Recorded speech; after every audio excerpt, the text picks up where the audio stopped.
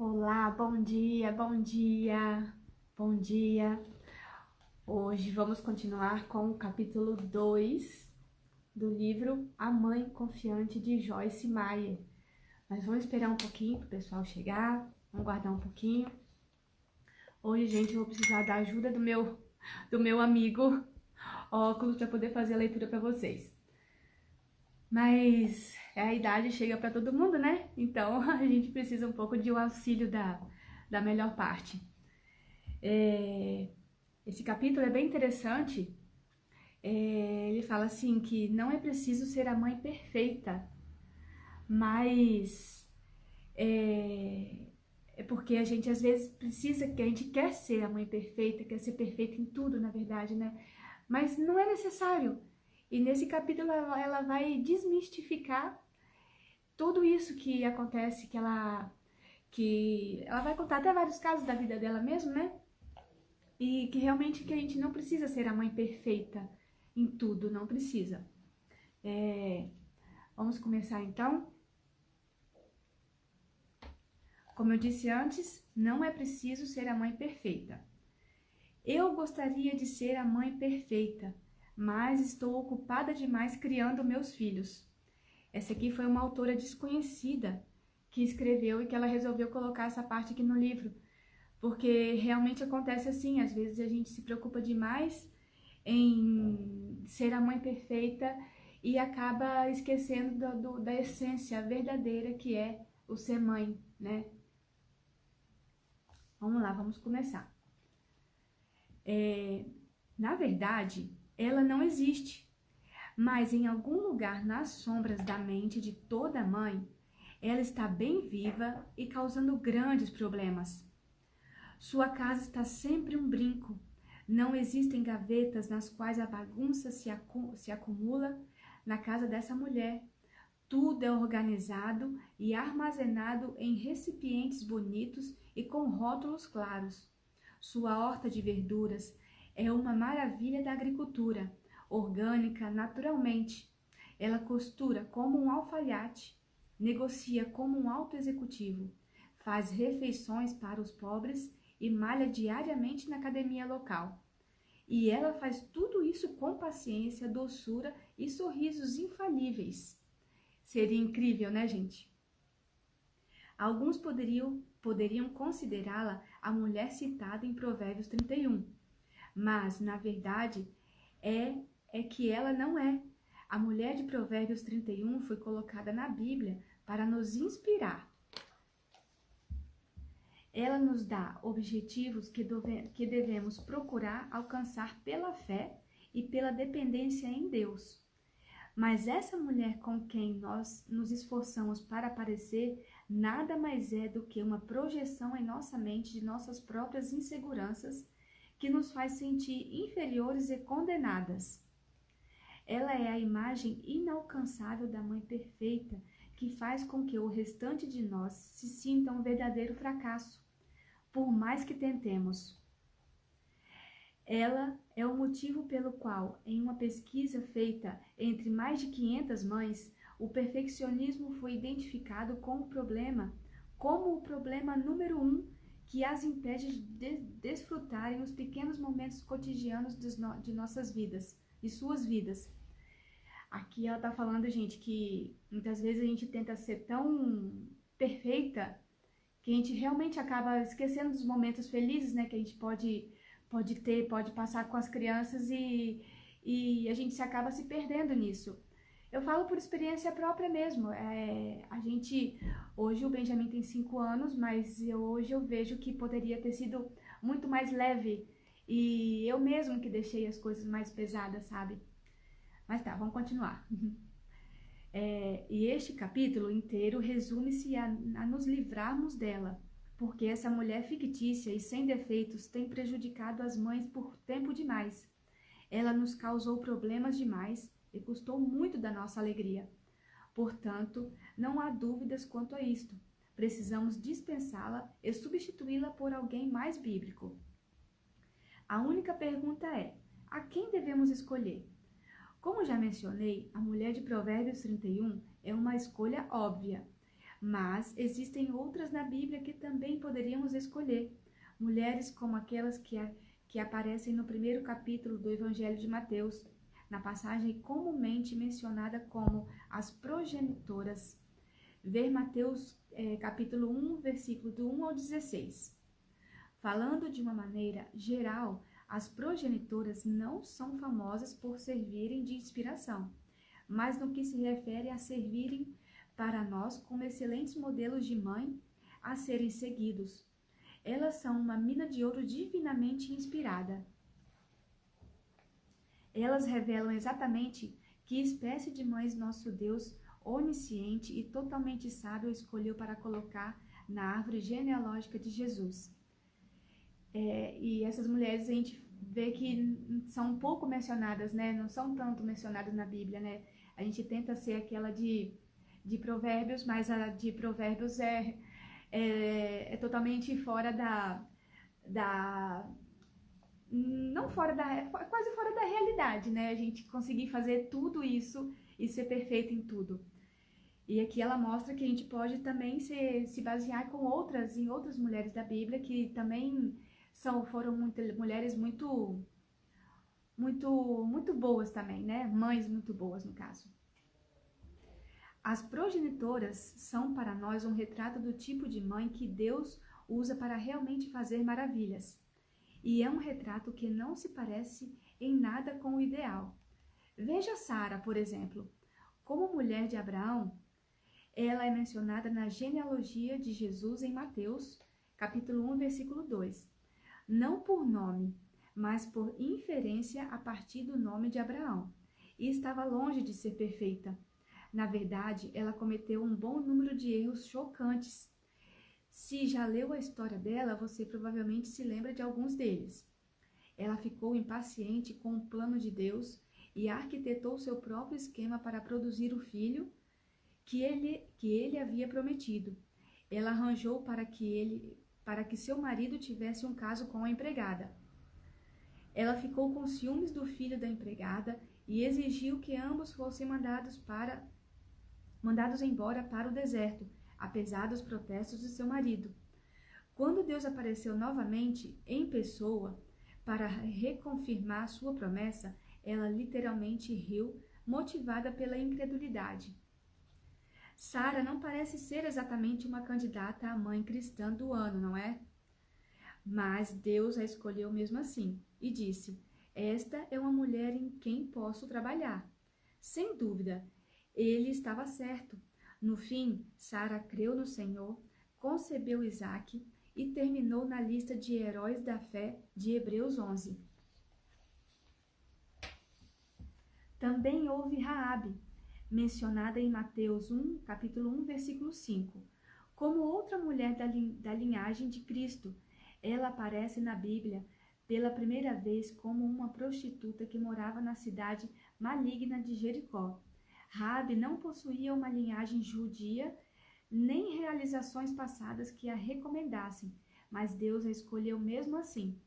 Esta é uma mulher em quem posso trabalhar, disse ele, e eventualmente ela também encontrou um lugar na lista de heróis da fé.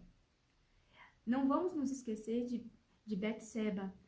Ela exerceu um papel central em um dos maiores escândalos da Bíblia. Tornou-se a esposa do rei Davi por meio do adultério e ficou grávida de um filho ilegítimo. Mas, em vez de rejeitar Betseba como alguém imperfeita demais para ser usada por ele, Deus olhou para ela e disse: esta é uma mulher em quem posso trabalhar. Betseba amadureceu e tornou-se uma mulher virtuosa, cheia de fé, que, de acordo com alguns eruditos, serviu como modelo para a mulher sobre quem Salomão escreveu em Provérbios 31. É verdade, a mulher de Provérbios 31, Salomão escreveu para a mãe dele, né, que é sempre essa Betseba. Então, quer dizer que Salomão via a mãe dele como uma mãe perfeita, né, que ela conseguia realizar bastante coisa, né. Deus não é pego de surpresa. Creio que mães como Sara, Raabe e Batseba podem ser grandes inspirações. Posso me identificar com o fato de que elas tinham falhas e imperfeições. Como todo mundo, Tive de lidar com algumas imperfeições e cometi muitos erros. Eu não apenas era dolorosamente imperfeita nos meus primeiros anos como mãe, quando Deus me chamou para começar a ensinar sua palavra, como era uma figura totalmente constrangedora. Apareci para dar minhas primeiras aulas de estudo bíblico usando shorts curtos e fumando cigarros. Eu não sabia de nada. É muito interessante a Joyce falar, porque eu, pelo menos, não imagino a Joyce chegando no lugar hoje fumando com short curto, né? É muito legal a gente ver que ela escreve as imperfeições dela também, né? Isso mostra que a gente pode... Não que a gente possa fazer tudo, né, gente? Mas que as imperfeições, os pecados, né? Faz parte da nossa vida, mas a gente entendendo, a gente tendo sabedoria, a gente vai conseguindo sair dessa. Mas isso não fez Deus parar. Ele me ungiu a si mesmo e aqueles estudos bíblicos tiveram êxito. As mentes religiosas talvez tenham problemas em compreender isso, mas é verdade. As pessoas continuavam aparecendo. Os números continuavam aumentando. Deus me deu graça para ser uma bênção. Não porque eu fumava e me vestia de forma inadequada, mas porque ele sabia que eu o amava e queria agradá-lo. Deus me concedeu grande misericórdia porque sabia que eu deixaria que ele trabalhasse em mim e me transformasse à medida que o tempo passasse. Ele ainda está fazendo o mesmo por mim até hoje. E como mãe, você pode ter certeza de que ele fará o mesmo por você também. Ele a ungirá e a capacitará para ser uma bênção para a sua família. Apesar de suas gavetas entulhadas de roupas emboladas, dos seus fracassos como jardinagem e dos seus surtos ocasionais de impaciência. Desde que você confie nele para fazer isso, Deus a ajudará a ter êxito como mãe e cumprirá os planos dele por intermédio de você. Não porque você é perfeita, mas porque ele é perfeito. Ele só nos pede para fazermos algumas coisas simples. Receber Jesus como nosso Senhor e Salvador, conhecer a Ele e a sua palavra e desenvolver um relacionamento profundo, íntimo e pessoal com Ele, depender dele e confiar nele para ser a nossa sabedoria e força em toda situação que encontrarmos, seguir a direção do Espírito Santo enquanto ele nos guia a toda a verdade e nos transforma à imagem de Cristo. A boa notícia é que até as coisas que Deus nos pede para fazer, ele também nos capacita a fazer, nos oferecendo continuamente a sua graça. À medida que dependemos dele, progrediremos, mas não ficaremos orgulhosos, nem ficaremos com o crédito pelo sucesso. Viveremos vidas gratas, cheias de louvor a Deus e à sua bondade e misericórdia. Nossa jornada com Deus é progressiva e, felizmente para nós, ele trabalhará em nós pelo resto de nossas vidas. Então, não precisamos nos sentir pressionadas porque precisamos ser perfeitas. Podemos nos sentir confortáveis com o fato de cometermos erros, admiti-los e seguir em frente. Podemos ter a convicção de que Deus nos ama sempre incondicionalmente e que nunca há qualquer condenação para aqueles que estão em Cristo. Vê Romanos capítulo 8, versículo 1. Podemos viver cada dia em total confiança e dizer: estou bem e seguindo em frente. Por que achamos difícil dizer coisas do tipo: cometi um erro, ou esse não é meu ponto forte, ou cheguei ao meu limite? Por que parecemos ficar perpetuamente surpresas e consternadas com as nossas próprias fraquezas naturais? Deus com certeza não fica surpreso com elas. Simplesmente veja o que ele disse em Jeremias, capítulo 1, versículo 5. Antes que eu te formasse no ventre, eu te conheci e te aprovei como meu instrumento escolhido. E antes que você nascesse, eu te separei e escolhi. Deus sabia que você não seria perfeita, só Jesus é perfeito. Mas ainda assim, ele a escolheu para ser dele e a chamou para fazer um dos trabalhos mais importantes do planeta, ser mãe. Ele considerou suas fraquezas antes de escolhê-la e providenciou de antemão uma solução para elas, enviando Jesus para ser seu sumo sacerdote misericordioso e fiel. Ver em Hebreus capítulo 2, versículo 17.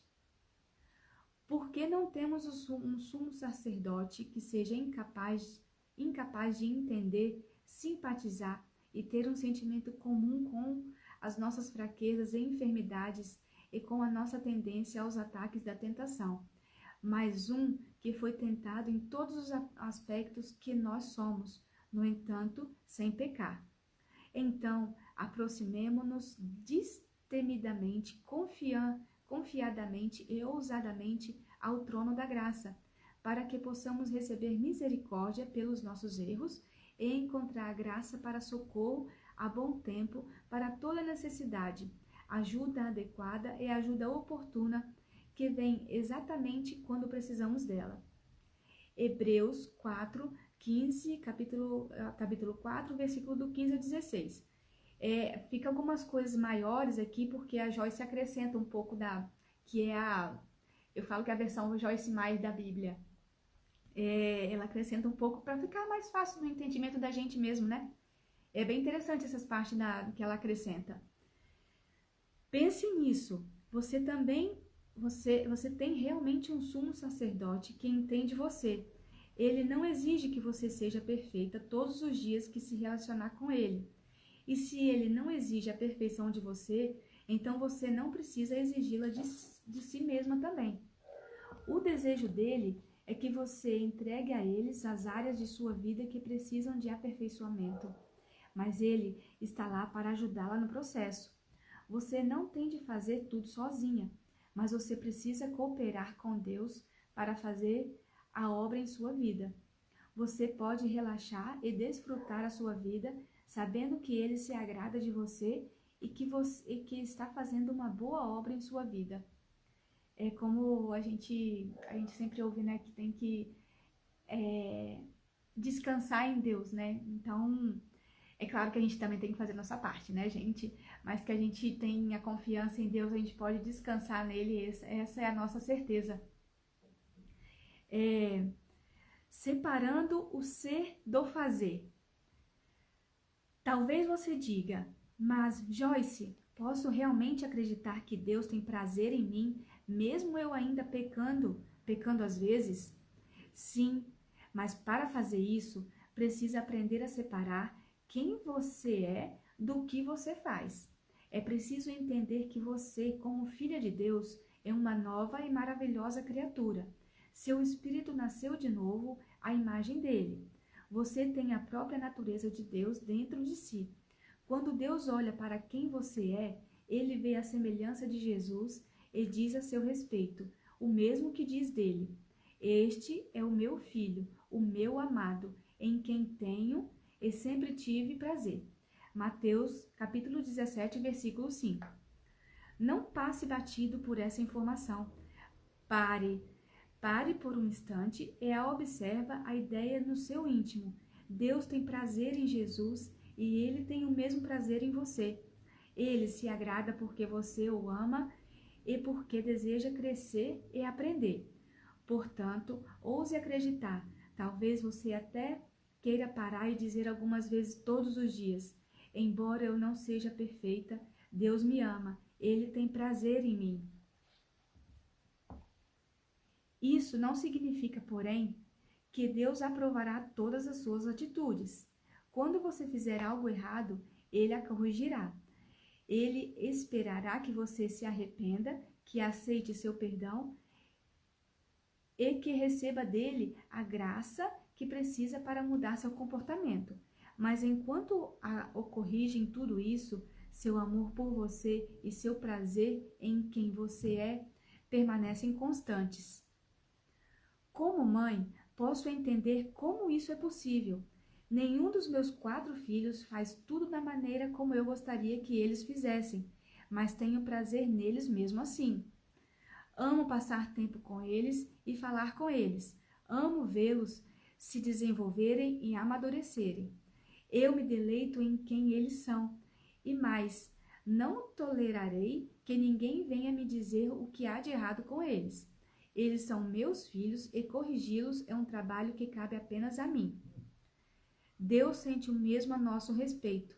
Quando o diabo começa a nos criticar e a nos condenar, ele não quer que toleremos isso. Ele quer que digamos: sou uma filha de Deus, não tenho de ouvir a acusação do inimigo. Sinceramente, não deveríamos criticar a nós mesmas. Não podemos viver com confiança se estivermos sempre pensando: eu não deveria ter feito isso, não deveria ter dito aquilo, deveria ter orado mais hoje, deveria ter passado mais tempo confessando a palavra, eu não deveria ter sido tão impaciente, deveria ter abraçado os meus filhos mais vezes hoje. Sinto-me tão culpada, sou uma péssima mãe. A gente realmente fala pra gente mesmo, né? E eu já tinha lido esse livro e ler de novo traz pra mim muitos insights, assim, que a gente tem que levar pro resto da vida, coisas, né? Igual a gente... Eu falo por mim, né? Mas a gente como mãe se sente muito culpada às vezes por não ter feito isso, não ter feito aquilo, não ter dado conta. Mas... Olá, Carla, bom dia. Mas assim, a gente mudando o nosso pensamento e acreditando, né, que a gente é boa mãe do nosso jeito e Deus vai corrigindo a gente, vai ajudando a gente em todos os momentos. Quando a gente se arrepender disso também, né? Isso que eu tinha falado antes, ela citou até aqui em cima. Se esse tipo de pensamento está dominando sua mente, leve-o cativo. Vê em 2 Coríntios, capítulo 10, versículo 5. Pare de deixar o diabo criticar pela pequena coisa que você faz e adote a atitude que o apóstolo Paulo tinha.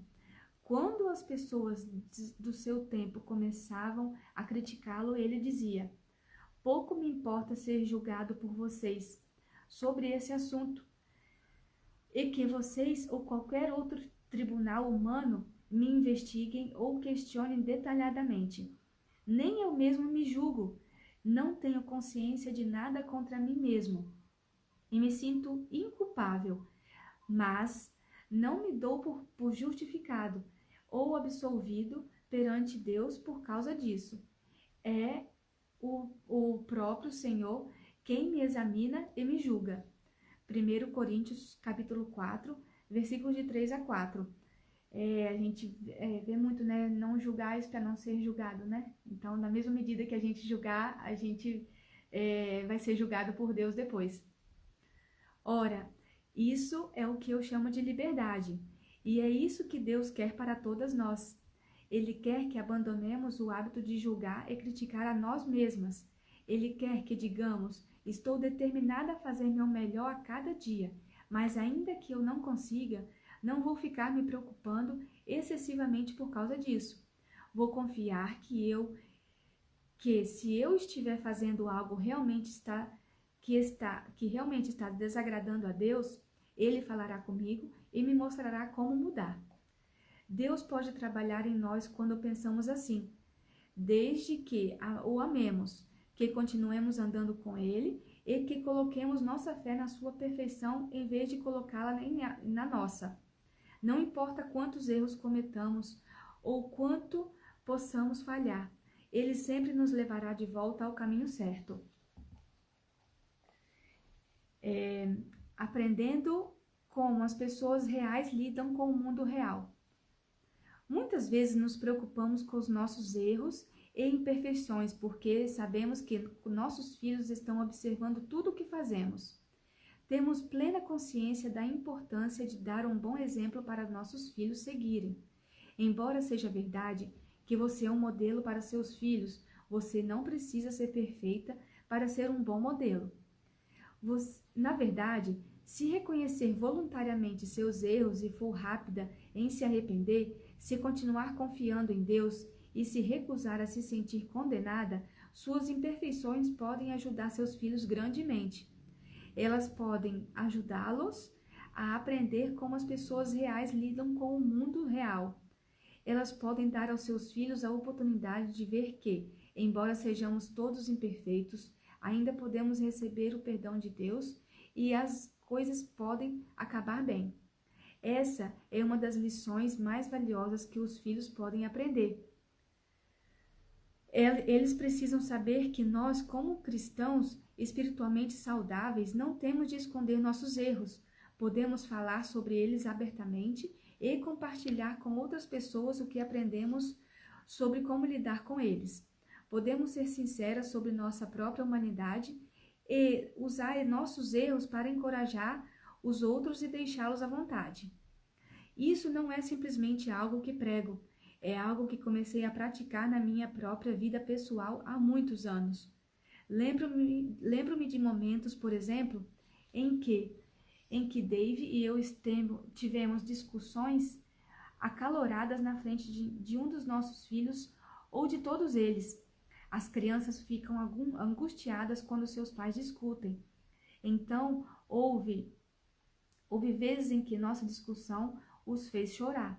Dave e eu, é claro, lamentávamos nosso comportamento e também o fato de os deixarmos angustiados, mas em vez de nos sentirmos culpados, usávamos isso como uma oportunidade para ensinar aos nossos filhos uma lição valiosa. Isso aqui ela tá falando pra gente, é o que a gente faz, né? Que a gente deveria fazer sempre, né? Usar o problema que a gente torna às vezes tão grande como a solução para as coisas, né?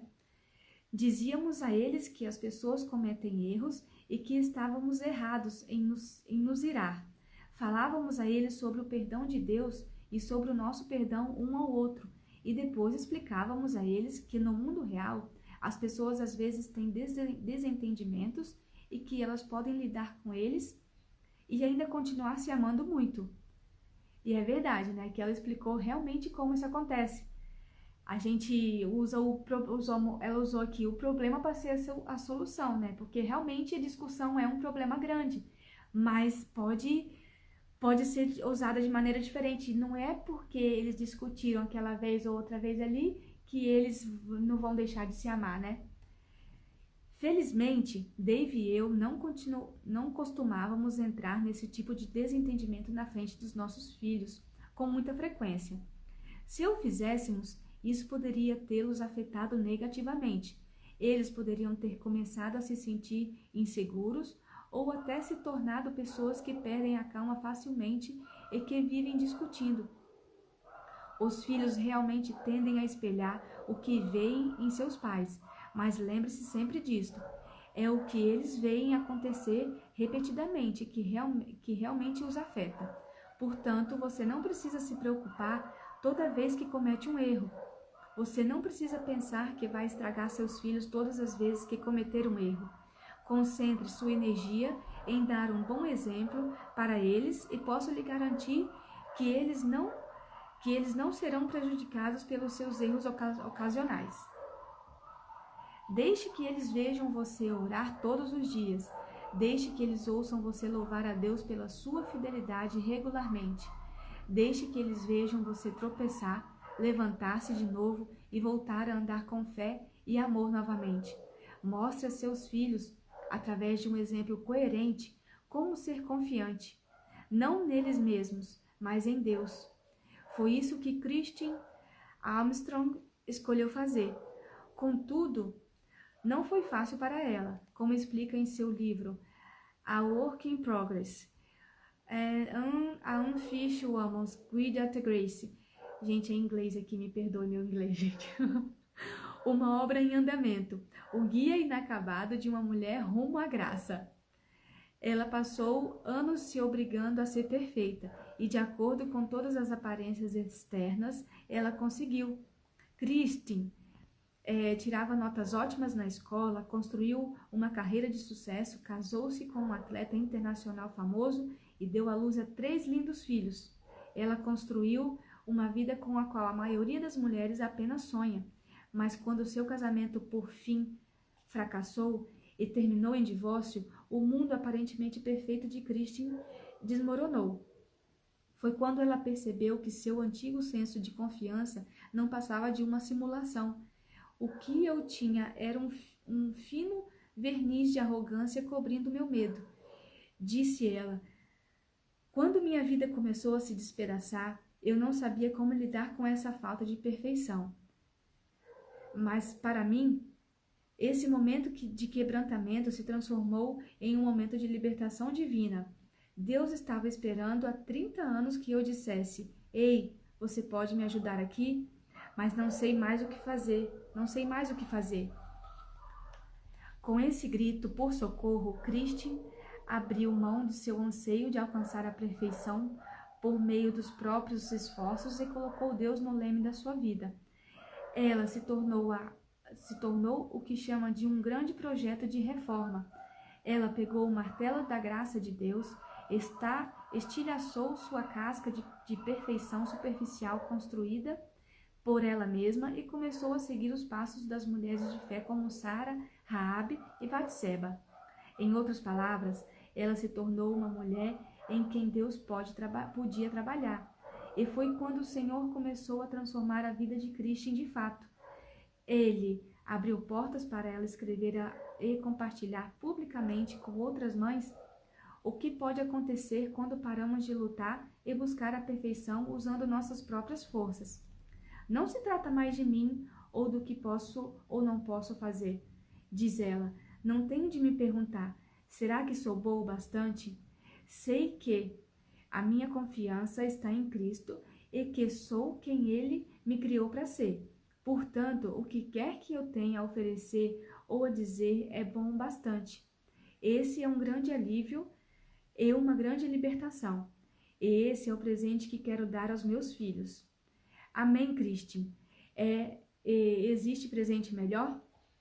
A gente terminou esse segundo capítulo, ela deixa aqui só mais uma frase. Deus a ajudará a ter êxito como mãe e cumprirá os planos dele através de você. Não porque você é perfeita, mas porque ele é perfeito. Gente, aqui deixar assim para vocês verem de novo. Esse livro aqui é incrível. Eu gostei muito, tô gostando muito da leitura, lendo de novo no caso, né? Tô lendo de novo, tô relendo. E eu tenho certeza que vai transformar a vida de muitas mães que precisam ouvir, que precisam ver essa palavra. Então, eu aconselho vocês a continuar a leitura. Amanhã vou entrar de novo com o terceiro capítulo, tá? Não percam amanhã com o terceiro capítulo. Tchau, gente. Obrigada a todos que participaram.